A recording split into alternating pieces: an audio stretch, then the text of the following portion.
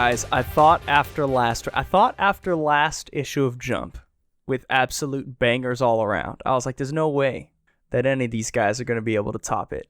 And then my dog, Titty Kubo, decides to come back and be like, yo, not only, motherfuckers, not only do I have a 75-page one-shot from Bleach, not only do I just fucking expand the world building and the lore, not only do I do all of that, but I'm back, baby, new arc. I was like, oh, yes. What a fucking, like... What a legend. What an absolute legend.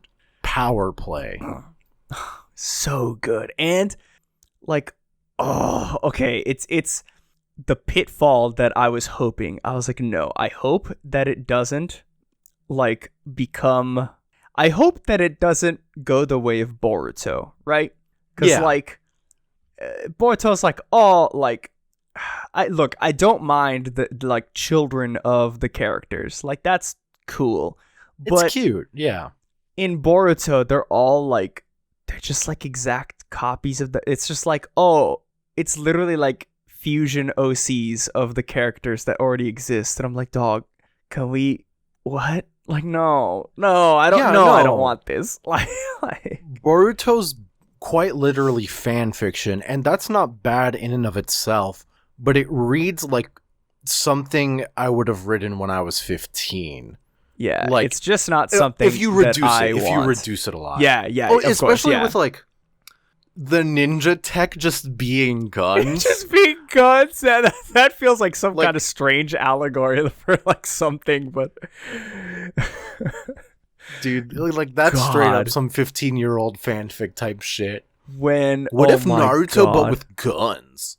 Dude, what if ninja tech is just like guns? Like it's like okay, I don't want to shit on Boruto too much, but it's literally like a shitty fan fiction where the author, the week before writing it, just finished playing Metal Gear Solid and was like, dude, fucking war, and then was like, dude, weapons, dude, warmongering, war economies, dude. Okay, like this is a really weird like personal deep dive, but my mom was raised in a country ravaged by like military intervention, like when she was just about like 12 to 18-ish or so, around that time, to the point where like, you know, she'd tell me stories. I mean, shit, my sister was alive even then.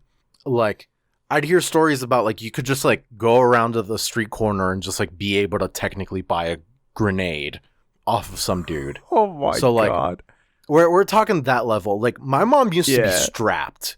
She didn't, like, she knew how to use the gun, but, like, she didn't, like, want to. It was just out of, like, necessity. You had to be strapped because of, like, just how the situation was. And, because of that, like, my family has been, like, super, like, anti-gun, like, forever. And, like, to the point where, like, I remember I was like 14 or something. I got a Nerf gun for my birthday, and like I was like, "Oh, sick! This is so cool!" And my parents threw it away like a week later or something like that. And I was like, I think they told me after the fact, but I was just like, "Where'd it go?" And my parents were like, "I don't know. Where'd you put it?" I was like, "You fucking assholes!" Like, I get it today, but like, so. All of that will inform the fact that Shadow the Hedgehog, the GameCube game, it was also on like other shit, was the first like game that I had that had guns. Yeah. And so like now I would meme on the whole fact that, oh, like, he cocks an AK-47 like it's a fucking pump-action shotgun. But back then, I didn't know that. I thought it was cool as shit. So given all of that information, I feel like I am exactly the kind of person that would write Boruto ninja tech plus machine guns. Oh yes. If watch Boruto, actually, hold on. There's a kid who's like a clone, and I don't know if the words "perfect life form" have been used to describe this character, but I will bet insane amounts of money that they already have been. But, dude, oh god, it's absolutely sick. Can I just I'm gonna gush about Bleach just a little bit more because all the chapters of this jump were good. Bleach. No ninja tech, no guns, no ninja tech. I think the most upgrade they got was they have cell phones now. Like they have smartphones. That's reasonable. Which makes sense because like the original manga came like early 2000s, like 2000.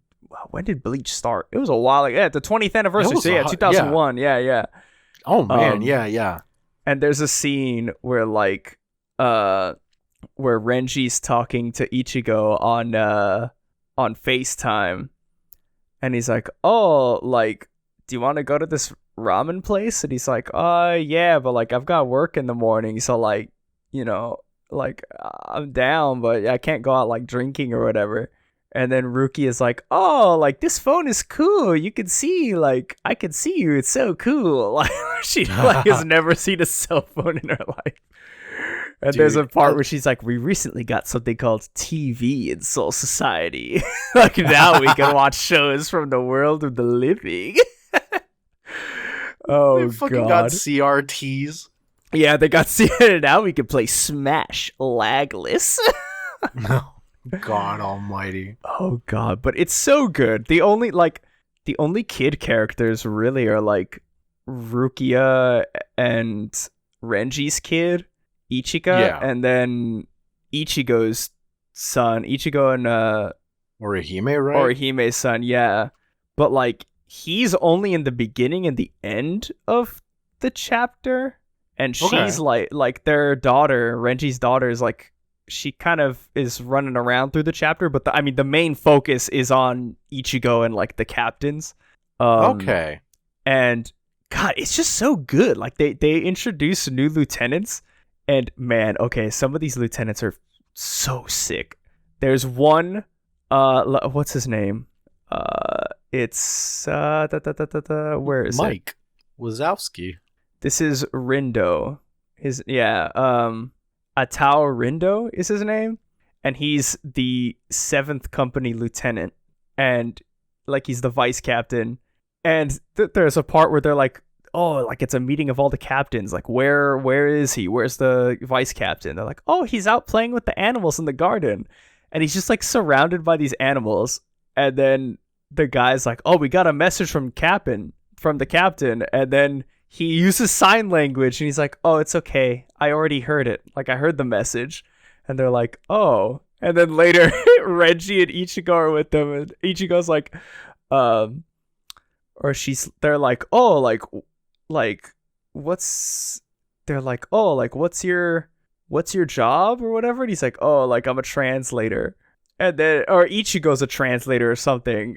Yeah, because that's why he can't go to drinks, because he's a translator. He's like, "Oh, I got a job in the morning. Like my deadline's still there." And then Reggie's like, "Hey, well, since you're a translator, can you translate what this guy says? This is the assistant captain." And he's like, "Oh, like, I don't know sign language, sorry." And then Reggie turns around and is like, "Oh, he says there's no need to apologize. He can read your lips, so he understands us." And it's like, why did you fucking... these lovable dumbasses. I hate them and love them. And then there's another vice captain that's like this Gyaru girl. And oh, shit. Oh, no. She is just punch girl. Like, there's a scene of her, so the deaf guy releases his Shikai by like writing the command on his sword instead of like saying the command out loud. So sick. Which is so cool. And then there's a scene of her running up like these new like hollow, I don't know if they've been given names yet, but like these monsters. She's like running up it and her footsteps are like breaking its bones. And My she God. like uses her claws and she does like this bear attack and she's like, rah! And she like chops off its head and its nutsack. Like, dude, these new characters are so sick. And we get like lore and like some returning character comes back. I forget his name. And there's like, oh, there's there's like hell, like the hell dimension or whatever, like the Buddhist. Yeah. It's not like Christian hell. It's like Buddhist hell. And they're like, oh, like, there were spiritual pressures holding hell closed, like the door to hell closed shut. Like Sosuke Aizen and Yuabak, the final villain, were like, they disappeared. And so now, like, it's the gates starting to open and stuff. And it's like, oh, sick. Yeah.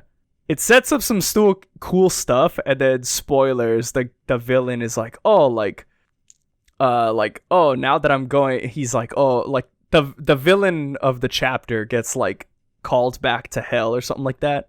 And he's like, he's like, the ceremony's done, and he's getting dragged back in. And then he's like, let me leave you with this, Ichigo. He's like, hell has always been beside you. Like, I certainly doubt you failed to notice. Haven't you ever wondered why the butterflies that guide the Soul Reapers have hell in their name? And then, like, the door closes, and it shows Ichigo's son. And in the beginning of the chapter, he, like, helps this spirit. He's like, oh, like, all the people are here. Like, let me take you there. And he, like, claps at some shrine, and he, like, opens this gate, and there's, like, black butterflies, and then the chapter ends with Ichigo's son, like, following the black butterflies, and I'm like, uh-oh. Oh, no. Oh, that's sick. And it's just good. Like, when Burn the Witch came out, I was like, yes, more Tite Kubo. But, like... Burn the Witch is good. Yeah, I'm excited good for this. And now new Bleach, I'm just like, yes. Especially, like, with lore building like this, like, oh yes, so good. It's real good. But I think that's enough. Yeah, unfortunately for me, we're not stuff. a Bleach podcast. We are in fact a Paramecia Fancast, a One Piece fancast, where we review the latest chapter of One Piece and have different One Piece related discussions every single week. My name is John. My name is Franz. And yeah, just like Bleach, we had a banger chapter of One Piece this week. So good. Oh, I did not think that we were going to continue. I think I said it last week. I was like, I'll be hype if we continue. Yeah, I think we both agreed. Like, it would be so cool if we could get more of this Robin fight. But, like, if it didn't continue, I'd understand. Like, I get it. There's a lot of shit going on. Yeah. But Oda was like, yo, dogs, I got you. And he did, in fact, have us. Thank goodness, though. Thank goodness he had us. Yeah. Oh, God. It's so good. Dude, he got us the whole time, because we start out, chapter 1021, Demonio. But the reader request... Oh, before I get into the reader request... Oh, yeah. I think I know. So, last episode, we talked about... we talked a lot about 420 Land, Hong Kong 420 Land, the GOAT, and how I follow Noda Skywalker on Twitter. Devious Doom on our Discord. Absolute mad lad that he is. He found Hong Kong 420 Land's Twitter. It's at Luffy420. Nice. And you know what? Good for him. Like, what a banger of just like a name to go by. What a get for that at name. Like, there's been wars waged over like at names on this website, and this dude just scrolled up, deadass made a new account and typed at 420 Land or at Luffy 420 and got it. Like, do you know how many? Like, he's an actual account 420 Land, but I can only imagine how many like One Piece shit posters are like frothing at the mouth because they don't have Luffy 420 as their at name. That'd be so funny. Like, could you imagine, like, this guy, he has the opportunity to really just how do I explain?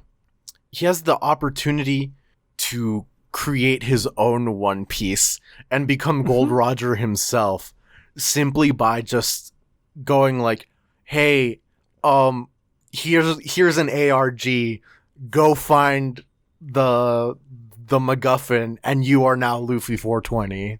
The ARG is to the password to his account. Exactly. Oh God.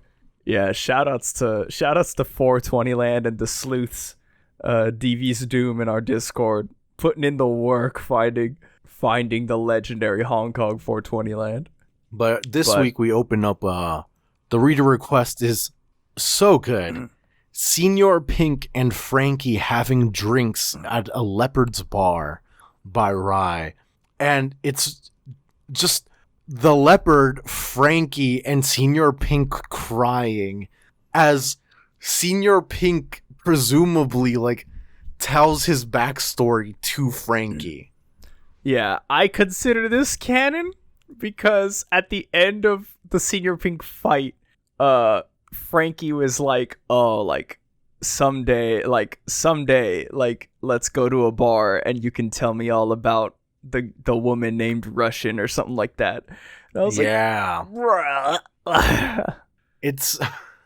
it's so deserved. Oh, so good. But we start the chapter right where we left off. Big I want to see a giant woman Robin is like, fighting Black Mirror. Black Mirror is like, are you mad? That's quite the size you can reach. It seems exhausting. And Robin's like huffing, like, you know, she's trying to hold the form together. And then she's like, don't worry about me. This won't take long. Sea Serpent Snapdragon. And she like grabs a hold of like all of Black Maria's like spider legs. And it's so like Robin is like, oh, there's no escape. And Black Maria starts like she starts slashing at the big arms. And the way Robin's Devil Fruit works, because we've seen it before, but in Dressrosa, I remember it happened in a major way in Dressrosa when Diamante used his Devil Fruit to like drop the iron, like he dropped the iron orbs, like the morning stars, like on top of them to try to attack what's her name? Rebecca, yes. And then Robin deflected it with her Devil Fruit, and then she's like, oh, thank you, Robin, and then she like stopped, and then you could see Robin's entire back was just like covered in blood. So Black Maria is like slashing at her arms, and you could see like the actual body of Robin taking the physical damage. Like, dude, it's such a like, it's a good nerf if you're thinking about it, like very like, a level removed. Because like, if it weren't for that, if they just like fell apart like petals, like she could just keep doing it. Yeah, and there's parts where like she manually like turns them into petals. I think it happens later, but yeah, it's just like her fruit reminds me of like her fruit, like the upper limits of it is probably on par with like Doflamingo's. Yeah, it always, especially ahead, powers sorry. Like that. It always reminds me of like the scene in My Hero Academia where All For One is talking to, like, it's in the Kamina Ward arc, and he like shoots Best Genist, and Best Genist is like taking him on, and he like it's one of my favorite lines because it explains like a lot of the powers in One Piece too, because he's like, oh, like your quirk is really strong, like I commend you, like it's one of the strongest quirks I've seen. He's like, but like it's only so strong because you are like a genius. Like if I had my hands on it, I'm not a genius, so I wouldn't be able to make it as good as it is. Like, you know, congrats, but I can't use your quirk because I'm not as good as you. Right. And like, I mean, we saw it with Doflamingo Dressrosa. Like, you know, the stuff he was able to do was, when I saw him like stitching together his own organs, like to keep them from, I was like, dog, that's dumb. And I see Robin's fruit more and more, and I'm like, dude, this is dumb, and I love it. Dude, actually, there was a discussion about that on the Discord really today, actually. Bandle Vandal brought up something very similar that, like, the wording he used specifically that is like, devil fruits and their powers manifest and are applied as an extension of the user, just as much as, like, you know, it's the ability of the fruit. So exactly like you're saying. Yeah. So the example he brings up is like, oh, if Who's Who like ate the gum fruit instead of Luffy, he probably wouldn't be doing like the whole gear system like Luffy does. He'd probably do something just as strong, but nothing like, you know, Luffy's whole moves are like based off of like his like punch being as strong as a gun. Yeah, And yeah. other shit is just him being wacky and raised around animals. Yeah. Oh god. I love it. But yeah, it's just so cool to see, especially Robin's devil fruit. I mean, I love seeing Robin in general, but this chapter did her so much justice. I love it. Yup. I mean, most of it's like the fighting, like she notices poison on Black Maria's feet, so she lets go. And then Black Maria's like, "Oh, like, so you noticed the poison." And then she webs her up, and she webs up all the big arms, and she like pulls them up away from her body, and she puts on her brass knuckles, and she's like, "I'm a fighter, you know, and I show no mercy to anyone, even women." Pounces on Big Robin and just starts beating the crap out of her. Dude, it's really fucking nuts. And like Robin just like she doesn't like collapse, but she like goes on the floor like little Robin does from that fucking punch. Cause like, dude, there's a reason brass knuckles are illegal in the United States. Yeah. Like, they'll mess you up. Don't mess you the fuck up. Like, especially if it's a giant spider-bodied woman beating you up with a Yakuza tattoo on her back. Oh, dude, for sure. Like, getting beat by brass knuckles is basically the equivalent of getting, like, plastic surgery done by a toddler. It's what you would do to Mario in Super Mario 64. Like, when it opens up and you just, like, you have the ability to pinch Mario's 3D face. It's me, Mario. Then you with that like drum and bass theme, Mario theme for no reason. Oh yeah. Man, that's what brass knuckles do. I love it. Oh god, no, we have Black Rhea going to town on Robin. Oh, and it's right here where we see a Robin undoes the giant clone and turns it into petals, and she attempts to grab Black Maria, and Black Maria's like, "Oh, like, is that too much for you?" And she blocks it with threads, like the big arms, and she's like, "My threads are flammable, you know." And why does her spider pussy breathe fire? No. Okay. Now, I'm not gonna claim to be a master of spider pussies, or even ancient spiders in general. And to any of our fans who are paleontologists, please wage war on me on Twitter for what I'm about to say if I'm dead ass wrong. But I don't think that spider pussy can naturally breathe fire. I do not think so. I don't think prehistoric spiders could breathe fire. Now, okay. So, this is look. I will say, you know, Black Rhea's whole theme is like, you know, being an Oiran, like a call girl or whatever. Like, oh yeah, cool. She owns the pleasure house or whatever, the pleasure district. Neat party trick. Yeah, I awesome party trick. Like, if I had a call girl come over and then she was like, "Yo, I can transform my lower half into a spider, and my new formed spider pussy can breathe fire. Like, what is your rate? Because I will triple it to see that." That's dude, just fucking okay.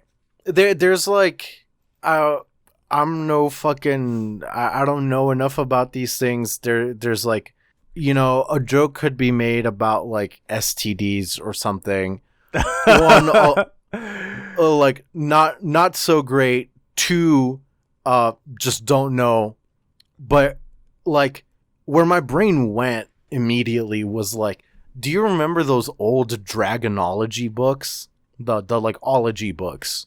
Oh my god, I think I have the Dragonology book. Dude, I have a couple of them at home.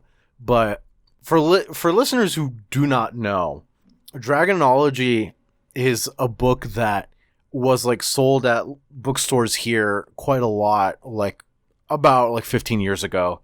That it straight up just had like fake gems on the cover to like get your child lizard brain to look at it, and then once you're looking at it, you read that it's about dragons, and then immediately, like once all of those switches are turned on, you must buy it. It is just like compulsion. So in it, I remember that there's like this whole thing that like describes one way of how like if dragons were real, like they could breathe fire this way, and it's something about like holding like sack or something. Yeah, like some of them was like gas sacks, but then you ignite it using like dragons have like flint under their tongue, and so they like spark the flint in order to ignite like the gas tank, and all right, like. That's the only way I could see spider pussy happening.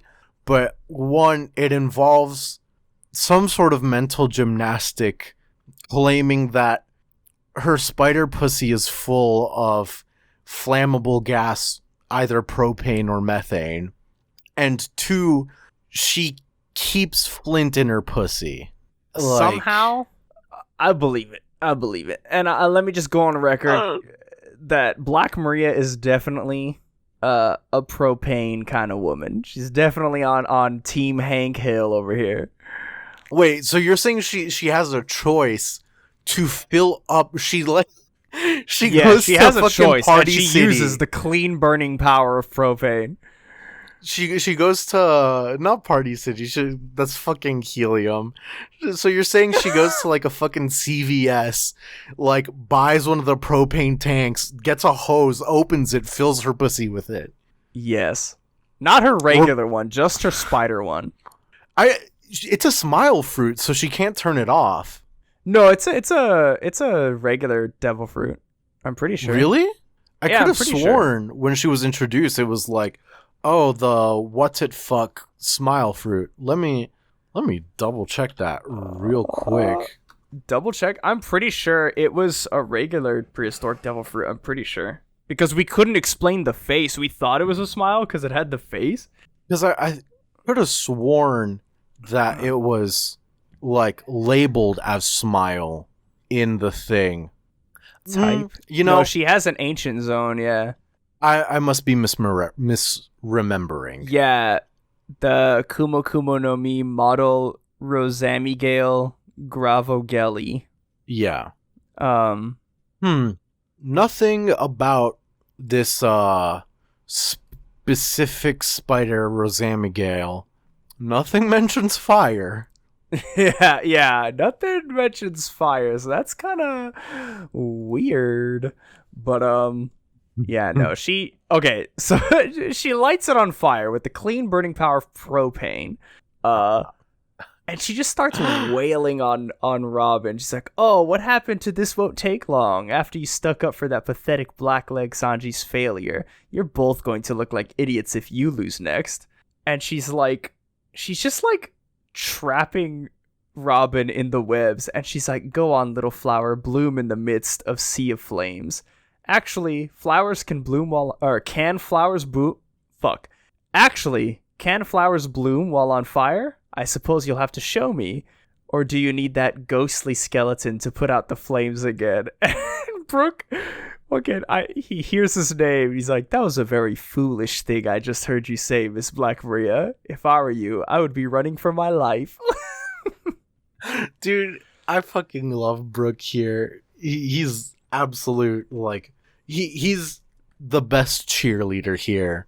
But I love fucking, oh man, what's happening right after that is so gnarly because Black Maria like basically sets up like wrestling ring like cords with her spider webs to prevent fucking Robin from falling down, and just fucking keeps wailing on her and just like goes off like this is like way too fucking personal, and like something clearly snapped.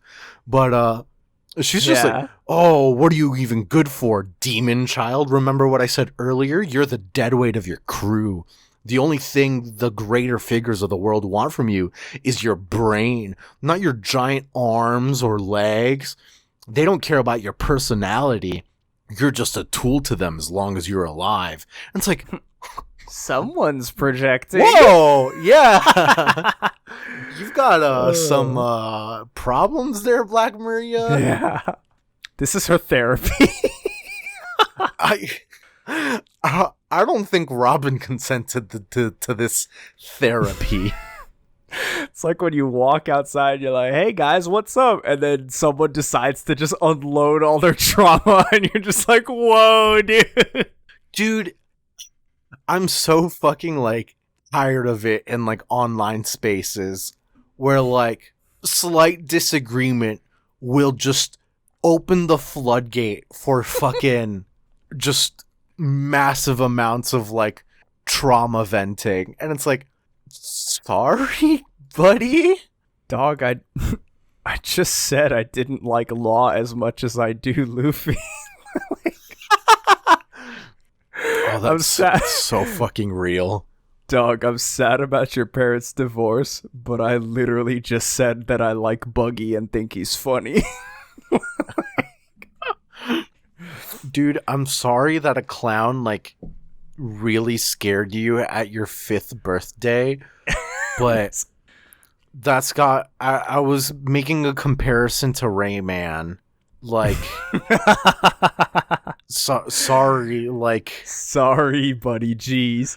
No, but this fucking walloping triggers a flashback with Robin. What? Yeah, Jesus Christ. Talk about fucking venting. But dude, when I saw the like this page at the bottom like transform into the flashback like panels, I was like, uh-oh, like, is it happening? And let me tell you, listeners, what we have been talking about this whole fucking time with Robin, Oda was like, yeah, I know, like, I have to get to the flashback to show you guys. I can't just tell you. Oh, so dude, good. It's all so good. Because, like, as Robin starts blacking out, the first thing she sees is Koala. Oh, you ought to know how to throw a punch. It's just like, damn, talk about a fucking critic. Talk about, like, coming back in the 9th inning. Like, bottom of the 9th, and Robin decides to get her flashback. And I love Robin's response. A slap's not good enough? And Koala's like, people will try to kill you, Robin. How about a palm attack? With the base of the palm, wham! And then my boy Sabo coming in. We've talked about this. He was like, do you want me to teach you Dragon Claw Fist, Robin? And I'm just sitting here like, yeah! Dude, it got my hopes a little too high. I'm not gonna lie. God. And I love Hack is like, don't force it on her. Robin's joint locks are plenty powerful. And Koala's like, I know, but we can't help her once we've split up. My point is she can take care of herself. And Robin is so cute. She's like, well, if you insist, like, would you teach me how to do a palm strike? And so I love this panel, by the way, of Koala and Sabo. Just like, yeah! Teaching a beautiful, innocent young woman how to kill. Today they have chosen violence. Yeah. And like, I love this on so many levels, this part, because they teach her this I mean, I'll talk about it when we see the actual thing that happens, but she learns the palm strike, and she's like, that knowledge has been useful on many occasions. And we see the journey to Fishman Island, she uses Gigantesco Mano to like push themselves off of a rock so that they don't crash into it and die. And they're like, you have to visualize your opponent's core. And when I read that, I was like, oh, that sounds kind of familiar. That sounds like some Armamento hockey. And save this for when you really need it. And then Koala, dead ass curveball. It's another palm attack, but this one's a Fishman karate secret art. And Millflare Fishman karate. Like, dude, and what? Like her hands start coming from fucking Black Maria spider ass. Dude, she's like, dog, and she shoots it straight up. Millflare Fishman karate giganteum, and like, dude, like the ass shot, like straight up.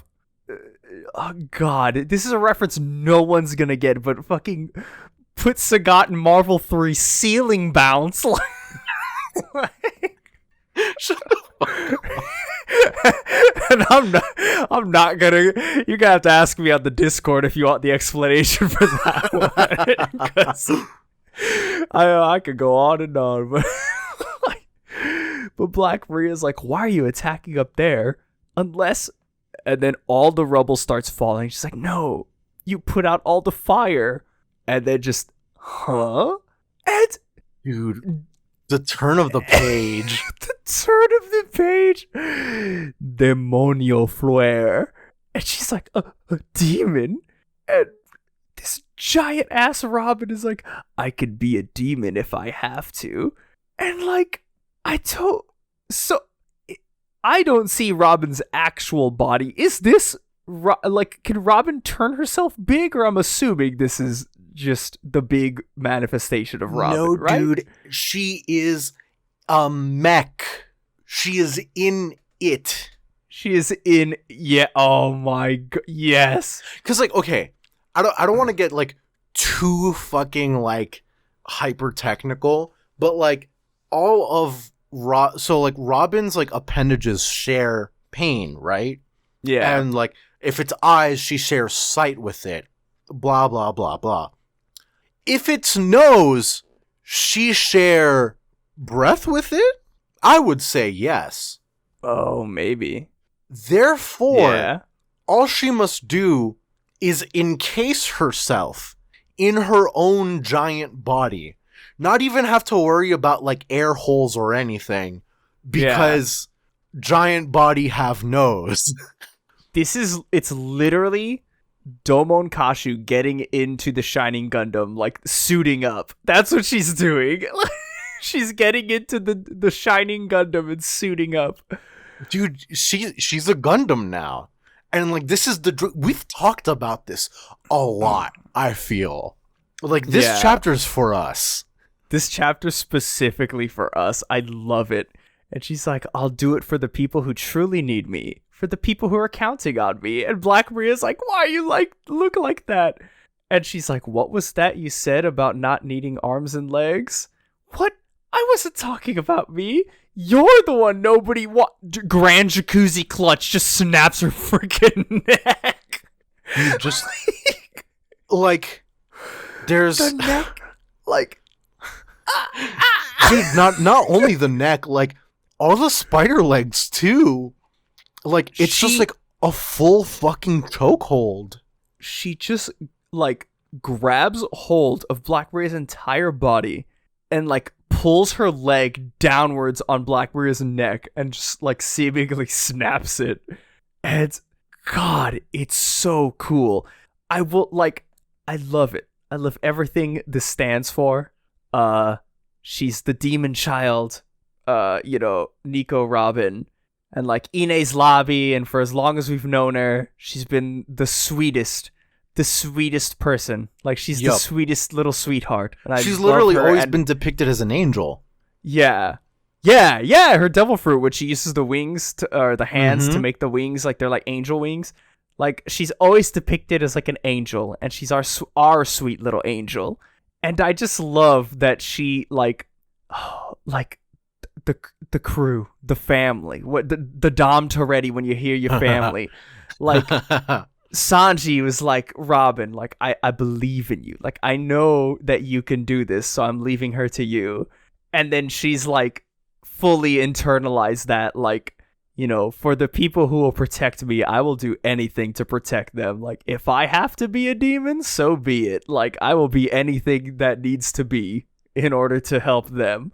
And it's just so cool. El Demonio. It's so sick. And, like, the shading on her El Demonio form is, like, just black shading. I don't know if it's, like, full body armament. I wouldn't think so. Yeah, because the reason I say that is because I'm getting kind of hype. I'm getting a little too hype. Yeah. But Sabo was there, and when he was like, "Oh, visualize your opponent's core," I'm pretty sure that was like the explanation for using Haki, because Haki, when they explained learning Haki for Luffy, and it was like, oh, like you can use Haki to hit not Zone, not Paramecia, Logia for users. Yeah. Because the Haki, you're hitting their true body. You're hitting their core, like their true body. You're not hitting like the smoke or anything. You're able to visualize their true body and hit it. And so I'm like, uh-oh. But like, even if it's not, it's still cool. But oh man, what a reveal this would be. It's like, oh yeah, Robin could use full body armament, but like, you know, in her demon form. Dude, Devilman Robin. Either way, it's sick as fuck. Yeah. There's been lots of memes, like, oh, I could be your angle or your devil. All that's all good shit. But let's take just a brief moment. Oh God, I wish that was me. Yeah, God, I wish that was me. And that was it. That's it. No more.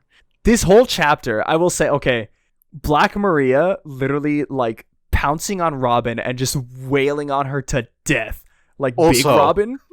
I wish that was me. Yeah. And then Robin chokehold cracking her neck. I wish that was me. Exactly. Anyways, we that's it. No more. Yeah. We go to the ghoulies and they're like, what made that awful sound? And like Brook just like, I don't even know what he did. Like he just put ice blocks in front of them so they couldn't move. And they all lined up. There's like a crack in the wall, and they all lined up vertically to look through the crack. And they see Black Maria on the ground, and they're like, "What? A demon?" And like, I don't get it, but it's so funny because Brook is like, "Appreciate you all lining up for me." Now the Phrase d'Armes Orchestra, and he like does this treble clef sword attack and hits them all vertically, and I'm like, I don't really understand why or what happened, but I'm down for it. It's peak gag. Honestly, it kind of it's not like it's like okay, I feel like it's like somewhat related kind of to like what we've been talking about of like kind of like pacing issues. Yeah. Because the fight with Sasaki, between Frankie and Sasaki, that was only like 2 chapters, really. Yeah. And here, like, this, like, 1-page finisher, basically, it was 2 pages, feels kind of just like, okay, Robin's done. We need a finish. Yeah. Yeah, I can see that. I'm not, like, complaining that much. We got more Robin, so like I'm not complaining about the Brook stuff, especially because we got a lot of him in like Whole Cake, so I'm not like I'm not complaining or anything. I just think it's funny that like we cut back to these ghouls and like he erected ice blocks and specifically put us a vertical slit just so that they would all line up to see it, so he could slash them all at what like. What a brain genius. Oh, he's griefing. Dude, fucking like not to like bring up Destiny too a little too much, but I have reported people who like this season of Destiny, there's like a whole like 6-person PvE event. So it's collaborative. There's no like leaderboard or score or anything. But there's motherfuckers out here who specifically choose the ice wall grenade and will just block the path on the ramp. And the way Destiny physics works is if you move wrong, you die. So it's a guarantee kill on your teammates. The way Destiny works, physics works, is that on release, if you were a hunter and you went into the launcher, for some reason, your frame rate was faster than everyone else's, and you would instantly die. You couldn't ride the launcher because I had those issues too in the beta. Yeah, riding the launcher as a hunter on Mercury for some reason increased your frame rate or decreased it enough to where the launcher wouldn't work and you die. You gotta love it, but I've reported people for that. So yeah. Brooke is 100% I would fucking griefing. I would report Brooke for this. Oh god, no, it's so good. He takes them all out in one go, which I think it's cool. It is. But and I like the little panel we get afterwards, and she's like, Robin is like, and now I'm feeling a bit tired, and he's like, oh, careful, Robin. He like runs up to her. It's so good. Cute. But we got the Marys are like peeking in on all this as the scene ends, and we go back to Tokageport. To Tokageport, fuck. And fucking, oh my god, what's this motherfucker's name? Poop Face. Poop Face is out here like, oh, you understand? That's a month worth of food. Like, oh, you better replace every last morsel. Blah, blah, blah. All he's doing is fucking complaining. And I hate Caribou. The Heart Pirates are like, I can't believe how much you were carrying. And he's just like, oh, my Swamp power's bottomless. She's a hungry gal. I hate him. I hate Caribou is the worst.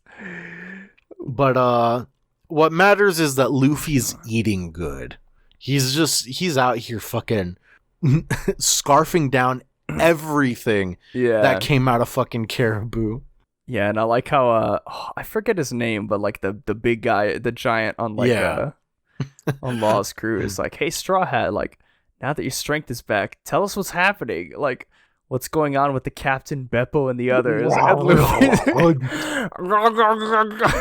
Trying to explain while talking. While fucking eating. And then we get the final page. And look, me and Franz on Discord before we started the recording, we're talking about like, man, Robin's so cool. I like Robin Black Maria. That was sick. I like maybe full body. I like Fishman Karate Robin. I like Devilman Robin. This is sick. But this was the one that we were like, it's good. That's if good. You've ever seen the Goofy movie, specifically the performance at the end of the Goofy movie where Powerline sings Eye to Eye. There's a scene where Goofy walks into a dressing room and it's one of the dancers and she's like naked. She screams and the camera cuts back to Goofy and he like, I don't even know how to describe it. It's the funniest face. He like squints his eyes and drags his face down and is like twirling his ear like oh, I just saw something I'm not supposed to. That's how I felt when we talked about this chapter or this page. We get Shinobu talking to Momo and she's like, yeah, I could do that, but why would you suggest something so foolish? We just got away from that terrible place and I'm not helping you get back up there. And he's like, if I don't do something, the flower capital and all of Wano will fall into ruin. But what you're asking of me can't be undone. And your mind will still be that of a child. I don't care. Maybe it will help me turn into a giant dragon. Please, Shinobu, use your ripe jutsu to turn me into an adult. Dude, how did we not think of this? Because, like, we were really close. Yeah, we've talked about, because there's been a theory that, like, oh, Momonosuke is gonna get, like he's gonna become an adult version of himself. And I think it kind of all spawned from, I have actually the book here, in the color walks and in the, hold on, let me grab it. In the color walk compendiums for the, someone on our Discord pointed out which... Zeta Phantom did. They brought up that it was chapter 310, the color spread for that. But John, you've got the like color spread book, right? I have the actual book with me, the color walk compendium, and yeah, I'm looking at it, and we've brought this one up before because Luffy is wearing, like, it's Luffy, Robin, and Usopp, and they're wearing like samurai, like real Japanese samurai inspired like clothing. Like Robin's wearing like a really nice like yukata, and it's actually a kimono. You would notice if by the collar being so low on your neck. No. Just nonchalantly, no. I'm not. But we've brought this up because Luffy's like the design on his clothing has the crest, the crest from the Kozuki clan. Kozuki clan. Jesus Christ. The deep cut no mi is I'm like Taskmaster, where the more I remember, the more I forget. Oh God. No, it has the Kozuki crest on it, like the crane. And it's like verbatim the Kozuki crest. And in the background of it, there is a giant dragon. And specifically the color spread, he is a giant pink dragon with like blue clouds.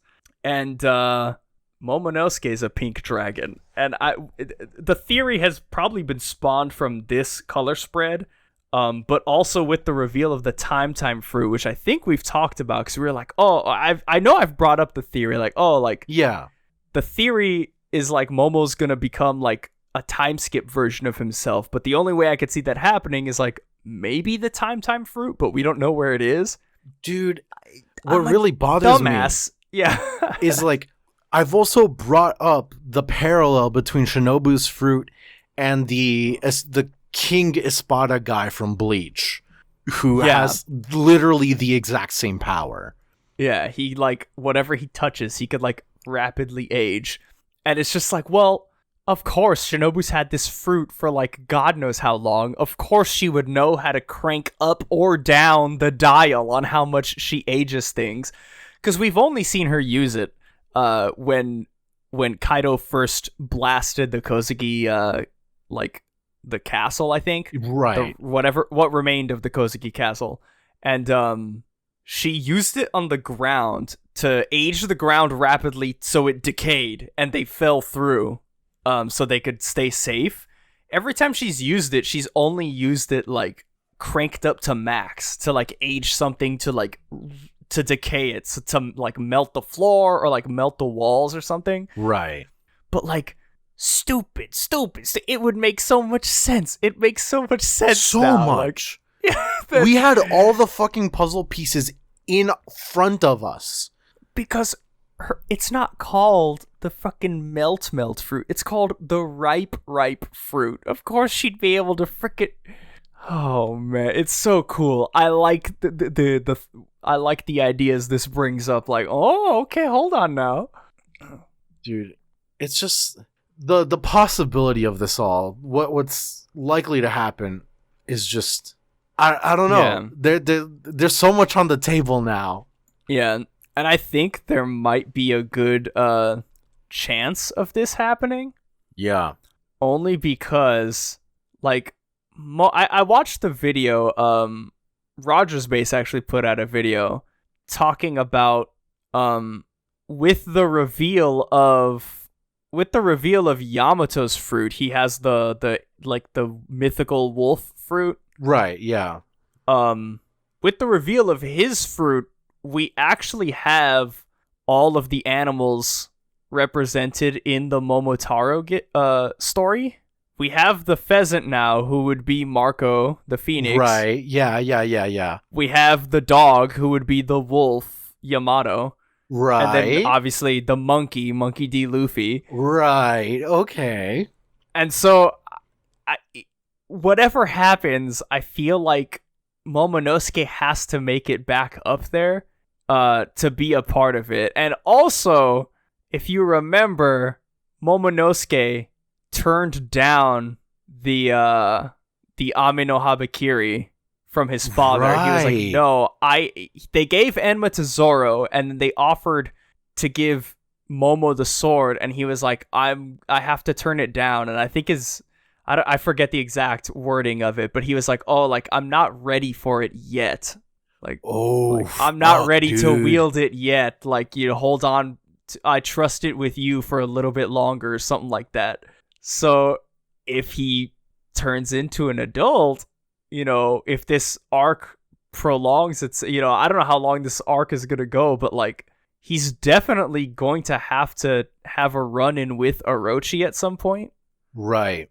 And so that sword is the sword Susanoo used to destroy the Yamato no Orochi in the story. So like, it would make sense if an adult Momonosuke would have that sword and used it to like fight Orochi. I think it'd be sick.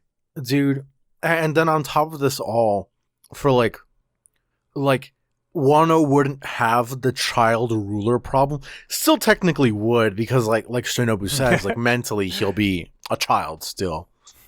But like, I don't know. Mentally, you'll be that of a child. Everybody turns and looks at Luffy. Oh man, it's just so exciting. It's the final page of this chapter like was what got like man, Oda always does this shit. He'll get me hype as hell, and then in the very last moments, bottom of the ninth, like he'll just be like, hey, what about this? What if I blew your mind? Oh god. And freaking Caribou. I still what's his game plan? What is he after? I know none of the food is like poisoned or anything, but I'm just like, what do you want? Like, I mean, even if it was, it wouldn't matter to Luffy. Yeah, that's true. He like put his bets on Luffy, but like, why? Like, what? I don't trust you for one bit. You mudball. I don't know, man. Absolutely wild chapter. Like, so good. End us out, because I think I got the crack theory. Oh, you got the good? All right. That is definitely going to wrap it up for us this week. Amazing chapter. Don't forget to follow us on all of our social media. We are at Paramecia Cast on Twitter, Paramecia Fancast everywhere else. Episodes go up every single Monday following the official release on Sunday, and today was an exception. Today was an exception because Viz was like, hey, by the way, surprise, they're going up the 9th instead of the 8th. So this is definitely an exception. Definitely follow or join our Discord. Links is in our description, in our Twitter bio, pinned tweet on Twitter. All of the descriptions of every YouTube video, the permanent invite link for our Discord is there. Because we'll leave announcements like, hey, like this week's gonna be delayed because Viz was like, surprise. But yeah, every Monday following the official Sunday release, our episodes go up to parameciafancast.libsyn.com, and as soon as they're uploaded there, they're sent to every podcatcher in existence. Spotify, iTunes, Google Podcasts. I think Amazon has some podcasting now. Facebook does now too, and I do not care for it. Yeah. Yeah, they're wild over there. But yeah, don't forget to follow us and join the Discord, Paramecia Flower Capital. Like I said, links is in all of the descriptions everywhere. It's a good time. I mean, we reference them a lot in our episodes, but there's always theories popping off. There's always people finding like doing detective work. Like, we found 420 Man. Well, Devious Doom did, but we found 420 Man. Like, one person did, therefore community effort. yeah, one person did. My work? Nosotros. Yeah, nosotros. Bugs Bunny communism flag. Yeah. Oh, God. But yeah, that's going to wrap it up for us. We are on, I think all of Jump is on break next week. Because I was reading through all of the chapters, and all of them say 13 days. Hiss. So we'll have a break week next week. Yup. But, yeah. That'll do it for us. I need to hear this crack, because the formation was at either the perfect or the worst time. You ready? It's real simple. Real simple. I'm ready. As ready as I can be. Caribou is gonna be the next Straw Hat. I stamped my name on an actual war criminal, Caesar, to be Straw Hat. Yup, but... And I don't want this. I draw the line at Caribou. I can excuse war crimes against children, but I draw the line at swamp men. Dude, because, like, the thing about Caesar Clown, he's Gastino. He's fun. He's Gastino. And the thing about Caribou, he's fucking nasty. Not Gastino. He's greasy and not Gastino.